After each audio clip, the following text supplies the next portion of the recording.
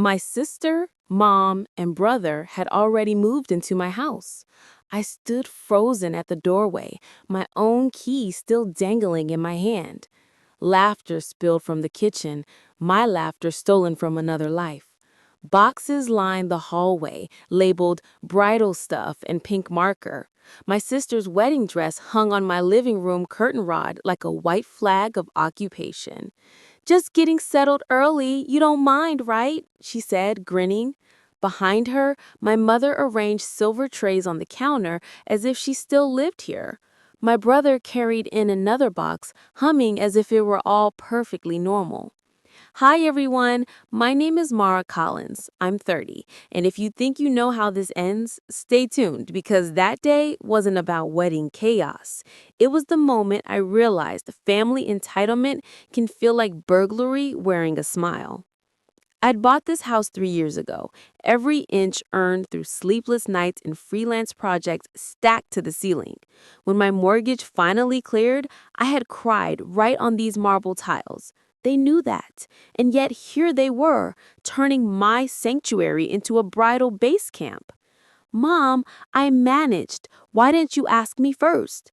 "Oh, sweetie, it's just for a week," she said, waving me off. "You live alone. The space shouldn't go to waste." My brother laughed. "Consider it a family favor." The air tasted metallic, like pennies and old resentment.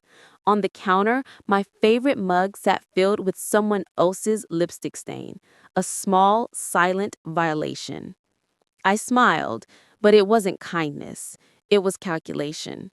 If they thought I'd let this slide, they'd forgotten who paid for the roof above their heads. That night, while they decorated the guest room, I opened my laptop and began planning something that would make them wish they'd never moved in early. The next morning, sunlight slid across the hardwood, touching boxes that weren't mine. My sister's wedding shoes glimmered by the fireplace. Mom's robe hung on my chair like a white flag of occupation. Mom's robe hung on my chair. The scent of her rose perfume clung to everything, the same scent she used to spray on my report cards when I disappointed her. I poured coffee and found only decaf. "Who bought this?" I muttered. "Me," Mom chirped. "You should cut caffeine before the wedding. Stress ages the skin." I smiled thinly. "Stress doesn't age the skin, Mom. People do." By 9 a.m., the house had become a set. My brother hauled in camera gear for pre-wedding content. "We'll film from here," he announced. "Lighting's perfect for what?" I asked. "Our behind-the-scenes vlog. You'll love it." They turned my living room into a production studio. My desk disappeared beneath makeup palettes. My sister's fiancé arrived with a ring light and a bottle of champagne. "Your family's a riot," he laughed. "It's like a reality show."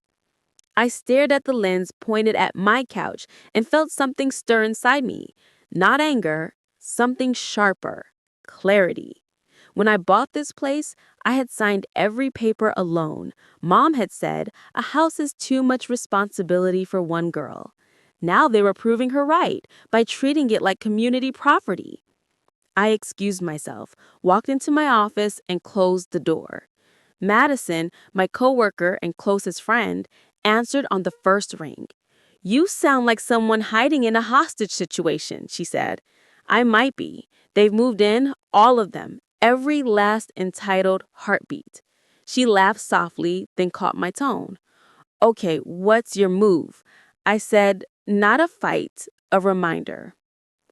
That night, while the house buzzed with laughter, I searched my files for a document few people knew existed. The co-ownership clause I had once added for legal protection. It gave me the right to temporarily lease the property without notice if used for commercial purposes.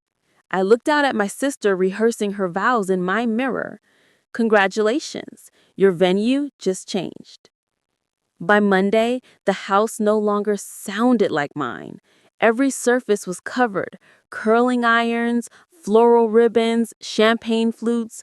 The rhythm of my life had vanished beneath someone else's songtrack. I sat at the edge of my bed, laptop glowing against the half light. The leasing clause blinked on my screen like a loaded secret.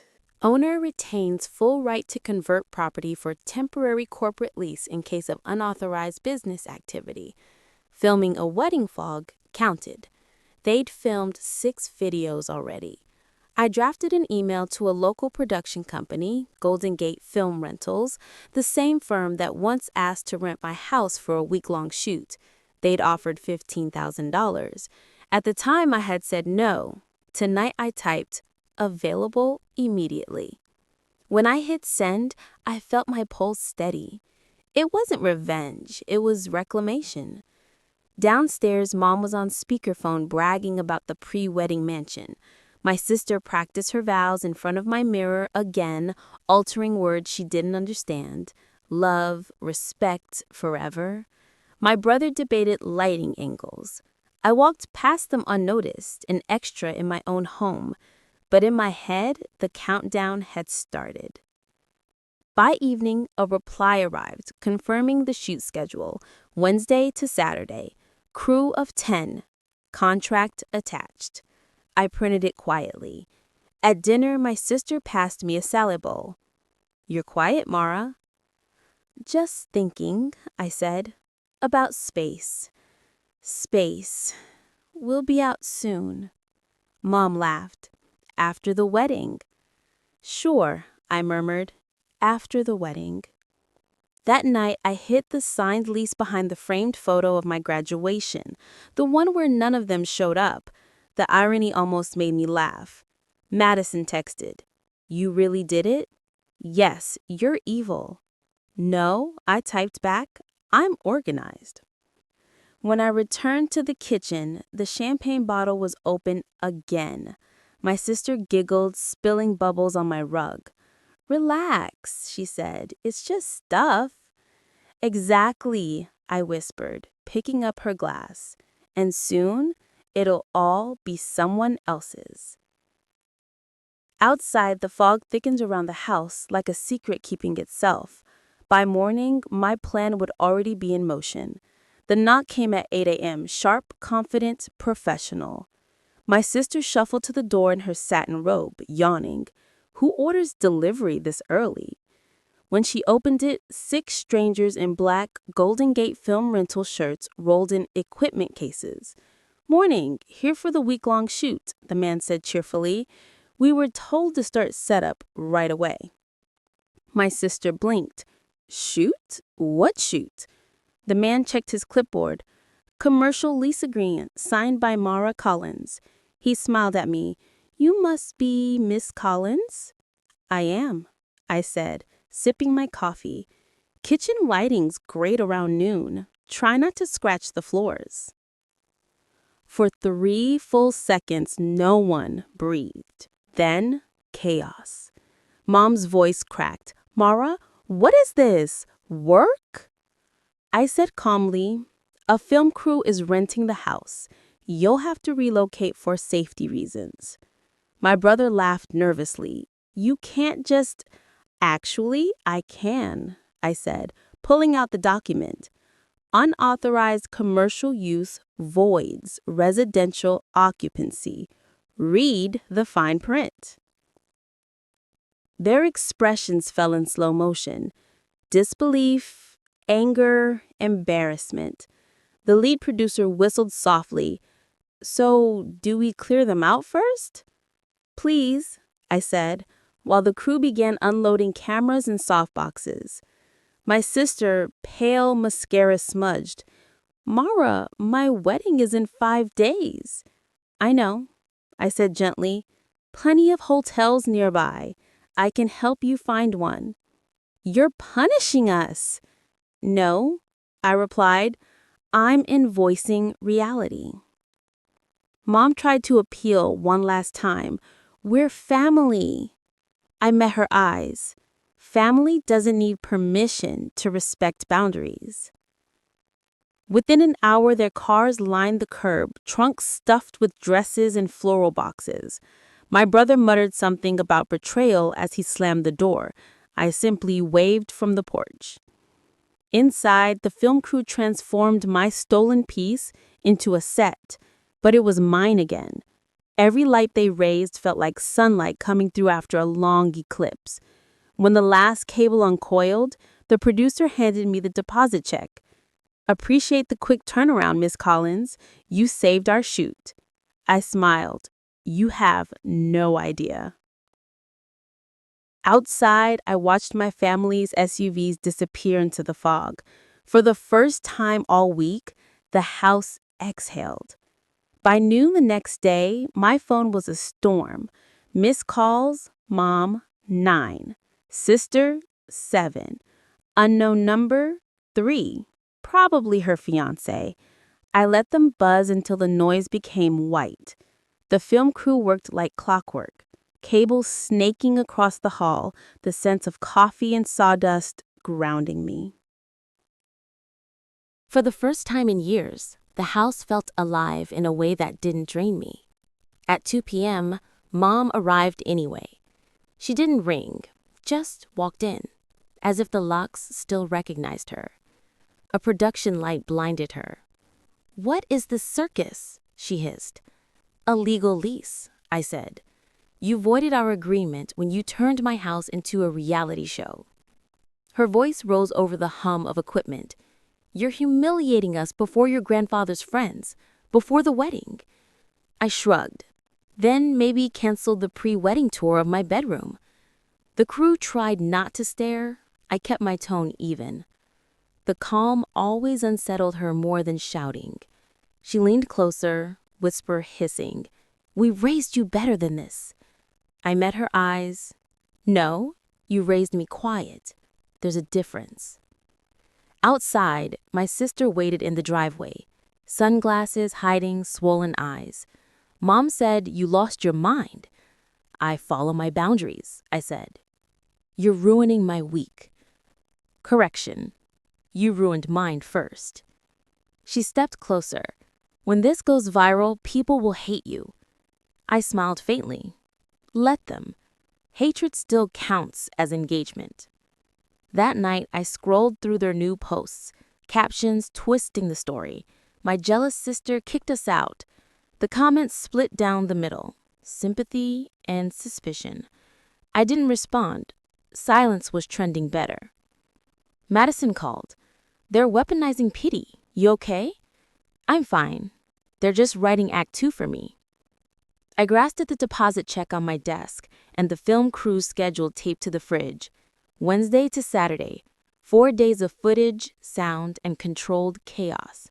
And on Sunday, my sister's wedding day, the house would finally, beautifully be empty. By Friday, the film crew packed their last camera and left the house echoing clean. The air smelled of fresh paint and quiet. No perfume, no laughter that wasn't mine. For the first time in weeks, I could hear the hum of my own thoughts. I poured coffee into my favorite mug, the one my sister's lipstick had stained, and watched the sunrise spill over the bay. The wedding was tomorrow. My phone buzzed with a message from her. "We need to talk. 911. I almost ignored it, but curiosity is a dangerous thing. When I arrived at the rented villa, the tension hit like humidity. Mom stood in the doorway, her voice brittle. "Your little stunt cost us thousands, Mara." My sister paced behind her, veil half pinned. "The videographers we hired canceled. They said your commercial project created a scheduling conflict. Do you even realize what you've done?" I studied them. The mother who'd raised me to stay silent, the sister who treated my effort like oxygen, and for once, I didn't flinch. "I moved into your house without asking," I said.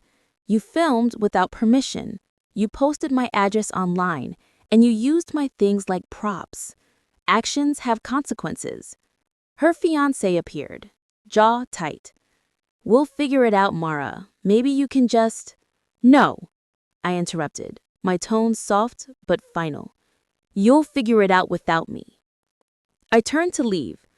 "Wait," my sister said suddenly, her voice breaking. "Will you at least come tomorrow? You're my maid of honor." The irony made me laugh. "I think that position's been filled by entitlement."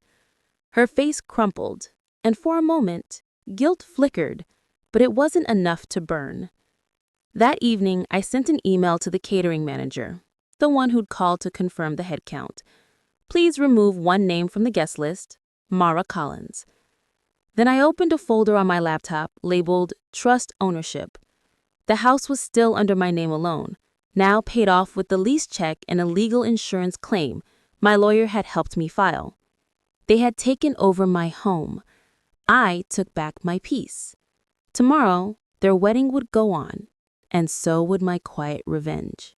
Saturday bloomed too bright. San Francisco's sunlight poured across the villa's lawn, scattering over rented chairs, champagne towers, and a floral arch worth more than my first car. I watched from the overlook above, coffee in one hand, silence in the other. I had planned to stay near the place, but curiosity is a magnet disguised as self-control. Down below, guests milled like glossy postcards. My mother glided between tables, her voice syrupy sweet.